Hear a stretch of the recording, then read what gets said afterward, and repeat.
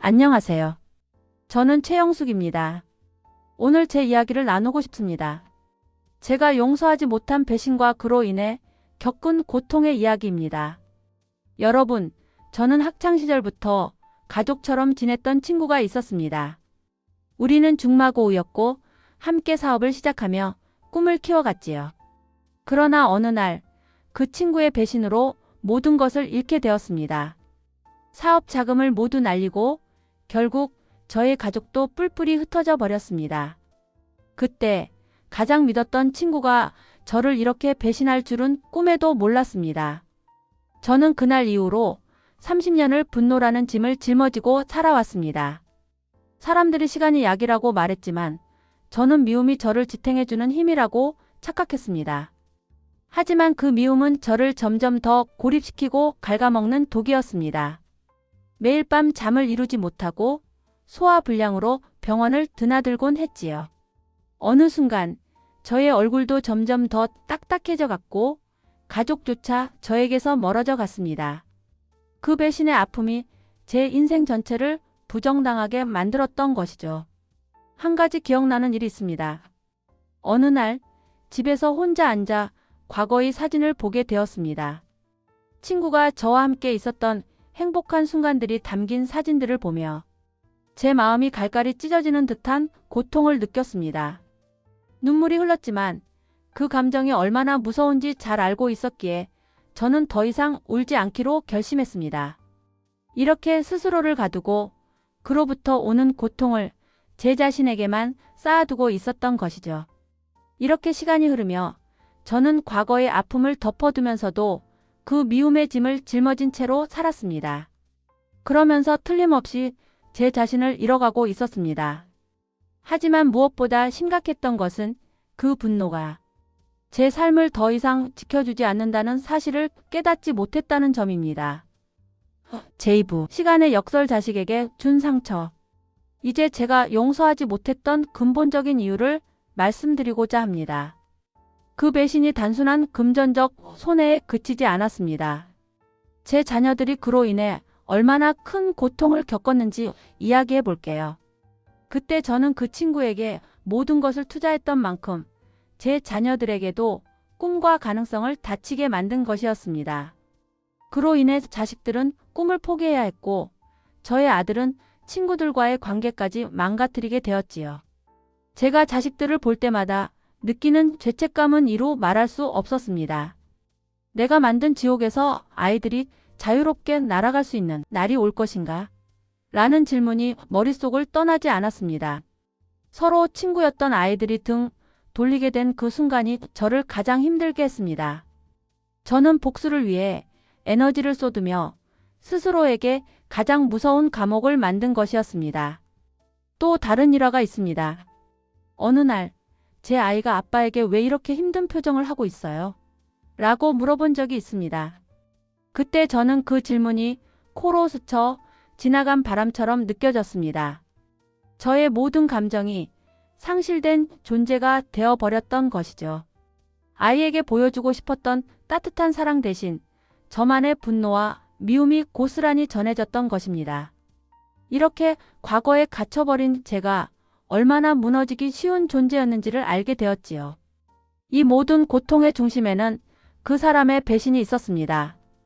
하지만 제 스스로의 분노가 저를 가장 곤란하게 만들고 있었고 자녀들에게 미친 상처는 제게 거대한 벽이 되었던 것입니다. 제3부 용서의 실마리 나를 위한 가지치기. 그렇게 몇 년이 지나고 저는 어느 날 요양병원에서 만난 원장님과의 대화 중에 충격적인 경고를 듣게 되었습니다.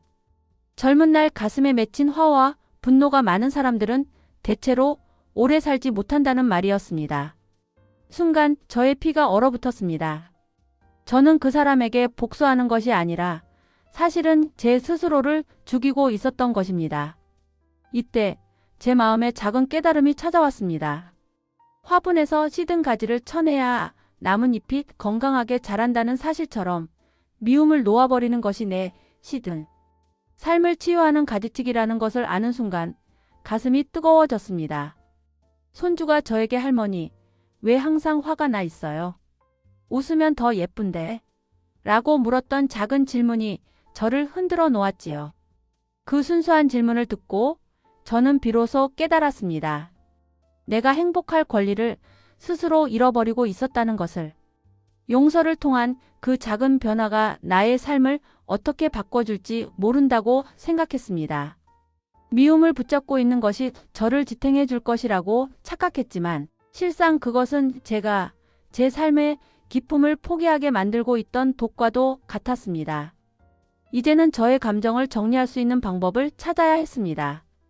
제4부 용서라는 결단, 나를 해방시키기 위한 선언. 결국 결심을 하게 되었습니다. 용서의 대상을 찾아가지는 않았습니다. 대신 오직 자기 자신에게 보내는 해방 통지서로서 편지를 쓰기로 했습니다. 편지를 쓰며 심장이 떨리는 것을 느꼈습니다. 그 편지 안에는 이렇게 적었습니다. 너를 용서할 수 없다. 하지만 너를 미워하는 일은 멈추겠다. 순간 제 마음이 한결 가벼워지는 것을 느꼈습니다. 용서가 상대방의 죄를 탕감해 주는 것이 아니라 그 짐을 짊어진 채 살아가는 나 자신을 풀어주는 평화 선언이라는 것을 알게 되었습니다. 편지를 쓰고 나서 저는 그 편지를 물에 띄우거나 태워 보내는 의식을 통해 해방감을 느꼈습니다.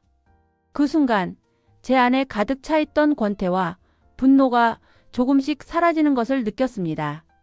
마음의 짐을 내려놓고 자유를 찾게 되었습니다. 이렇게 편지를 통해 느낀 해방감은 제 삶의 큰 전환점이 되었습니다. 이제는 그 사람을 미워하는 대신 저 스스로를 위해 용서를 선택했습니다. 제5부 해방된 영혼 나만의 평화 찾기.